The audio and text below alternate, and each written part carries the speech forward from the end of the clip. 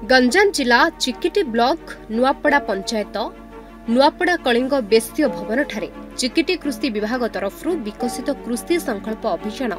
चिकिटी गोष्ठी कृषि अधिकारी प्रकाश चंद्र बेहरा तत्वावधान में अनुष्ठित हो विकसित कृषि संकल्प अभियान भारत सरकार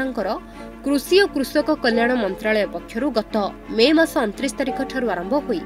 आसंता जून मास 12 तारिख पर्यंत देशर प्रत्येक जिला और ब्लॉक मानकरे प्राय 1.5 कोटी ऊर्ध्व चाषी भाई और भौणी मानक सह सीधा सड़क आलोचना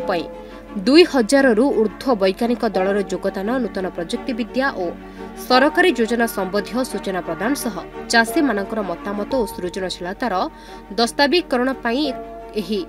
विकसित कृषि संकल्प अभियान आरंभ करिथिबा जणा पड़िछि। नूतन ज्ञान कौशल प्रयोग में चाषी मानक अमल वृद्धि मृत्तिका परीक्षा समन्वित खाद्य सार परिचालनार उपयोग मत्स्य और पशुपालन उत्पादिका वृद्धि आदि संपर्क में उपस्थित वैज्ञानिक और सहकारी कृषि अधिकारी मीराबाई नायक चाषी मानक आलोकपात करथिले। एटा गोटे भारत सरकार एवं राज्य सरकार मिलित उद्यम आम कृषक मानकर उन्नति जनसचेतना सृष्टि करुछु। एथिरे वैज्ञानिक माने जो प्रकार माने रिसर्च करी जहाँ ज्ञान कौशल आहरण करछन्ती ताहा कृषक मानक पाखरे पहुँचाइबार यार मुख्य अभिमुख्य। तो एठी आमे प्रति भारतर प्रति ब्लॉक करे आमे एई मीटिंग टा करूछु। एथिरे बहुत संख्यार लोक माने आसुचन्ती ताको प्रॉब्लम विषय आमे जानूछु एवं तांकर प्रॉब्लम केमिति समाधान हबो सेति पई आमे चेष्टा करूछु। आपण माने जानिथिबे जलवायु परिवर्तन पाई कृषि वर्तमान बड़ सम्मुखीन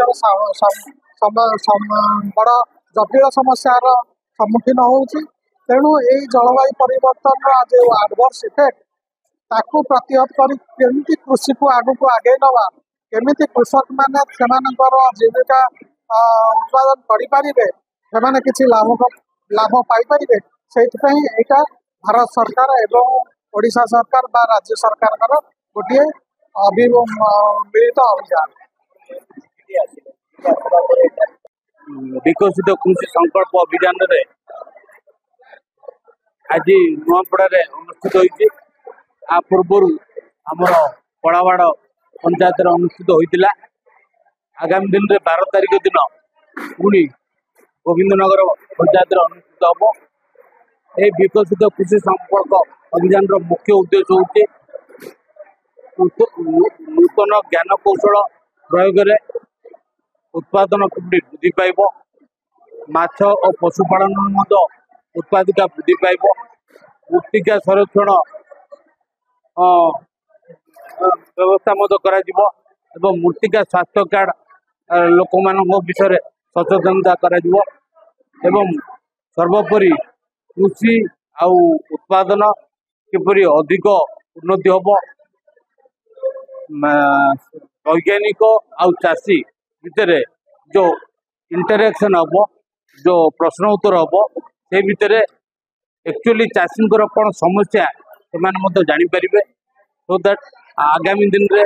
आमर चाषी समस्या को लेकर विभिन्न प्रकार विकास करा कृषक मानकर माने जो खरीफ चाष पूर्व कृषक मानकर आय केमिति द्विगुणित हम कृषक माने आयटा कमी जाउची चाष कमी जाउची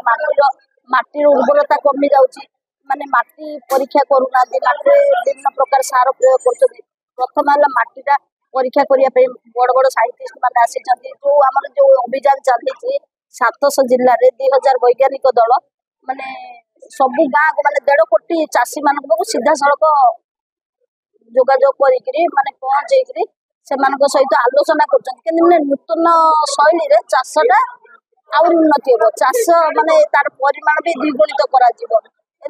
कौन कर आम सॉइल कंजर्वेशन डिपार्टमेंट रे आमर जो जल स्तरटा कमी जाउची आम डिपार्टमेंट रे जल स्तरटा बढ़िया पई पानी संरक्षित करे पोखरी कूड़ा योजनाटा चलती पोखरी कूड़ा ए दुईटा योजना अच्छे कि स्कीम माध्यम रोचे चाषी मानक मोर ऑफिस एड्रेस मोर फोन नंबर भी देती जोगाजोग करके डॉक्यूमेंट देले आम पोखरी खोलिके पानी लेवलटा को बढ़िया चेष्टा कर मैंने वर्षा जलटा को संरक्षित कले जो मरुड़ी बेलू से पानीटा सोर्सटा जो कमी जाऊँगी तलू तलू बढ़ से କାମଟା। गंजाम चिकिटी आलोच प्रकाश को रिपोर्ट न्यूज 8 ओडिया।